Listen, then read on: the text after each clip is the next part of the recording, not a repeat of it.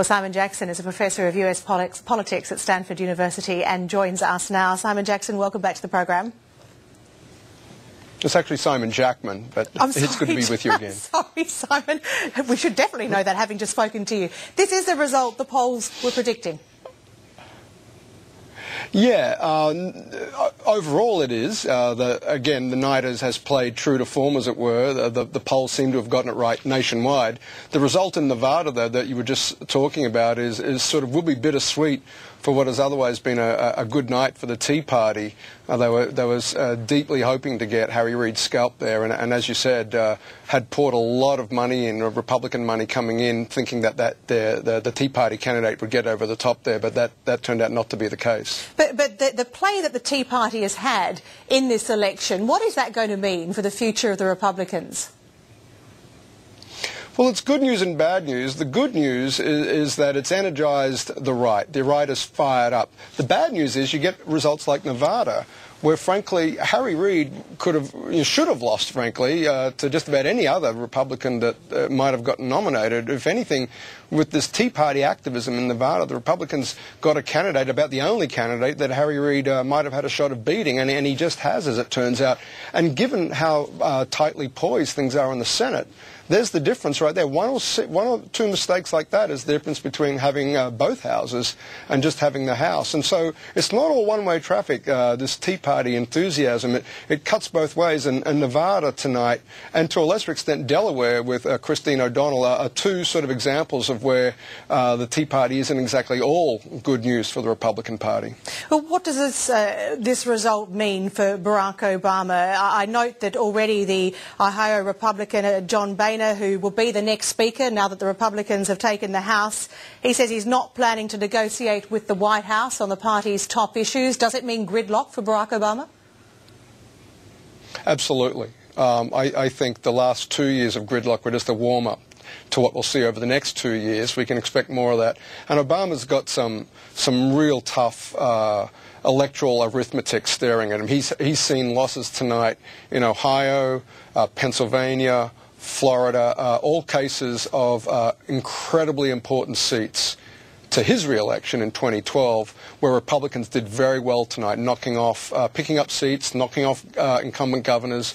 The way that those key states in American politics have tonight broken for Republicans, that's quite dangerous for Barack Obama going forward. And over the next 2 years, I mean, he also loses control, doesn't he, of the actual legislative agenda, given that major bills have to originate in the House? That's right. That's right. And so Obama's capacity to drive that reform agenda that he spoke about so eloquently and energize the American people, or at least part of the American people, in 2008, that's gone now. It's a very different game. It's a much more game of parliamentary tactics, looking for advantage when you can get it. It's a game that Bill Clinton played very, very well against Newt Gingrich, 1994 going to 2006. And I think this is going to be the real test of Barack Obama, not so much as a leader of the American people, but as a politician, how he plays that inside Washington game over the next 2 years. Do you think he can do a Clinton? I mean, Clinton came back in '96 with a vengeance. Well, it's interesting. I've been looking at the numbers tonight, trying to put tonight's election outcome up alongside what happened in 1994. And while there have been some spectacular losses for Democrats in some very important states, the same thing happened in 1994. And if anything, the Republican gains in 1994 were even larger than some of the gains we're seeing tonight. The Republicans have not taken the Senate. They did in '94. So it suggests to me that and unemployment is 10% right now, and the economy wasn't quite so bad, nowhere near as bad as, in point of fact, in 1994. So it suggests to me that Obama perhaps has some advantages at his side. Things may not be quite so bad as some of the Democratic losses tonight might indicate. The last thing I'd point to on this, it would be to highlight that the Republican brand is still in a lot of trouble after the Bush years. I think it would be a mistake to interpret tonight's results as the American people embracing a Republican agenda. I don't think that's the case. The Republican Party identification is languishing in the high 20s.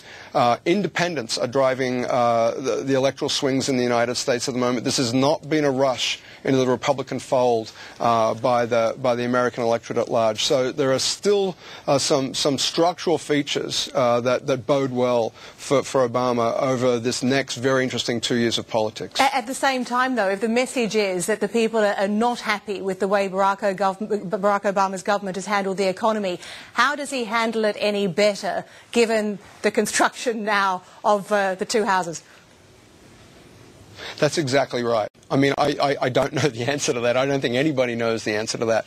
I think we're going to see some interesting moves be made around the edges. I think you'll see the Republican House pass legislation to extend the Bush tax cuts.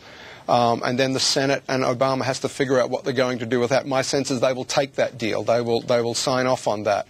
That may be the flip side of a deal on keeping health care reform alive. There's going to be all sorts of deals like that. But the idea that something big can happen, I think that's gone for the time being. As you just indicated, Boehner is in no mood, and his party is in no mood to negotiate with the president. They feel the president has been weakened. And they're perhaps right to believe that for the time being.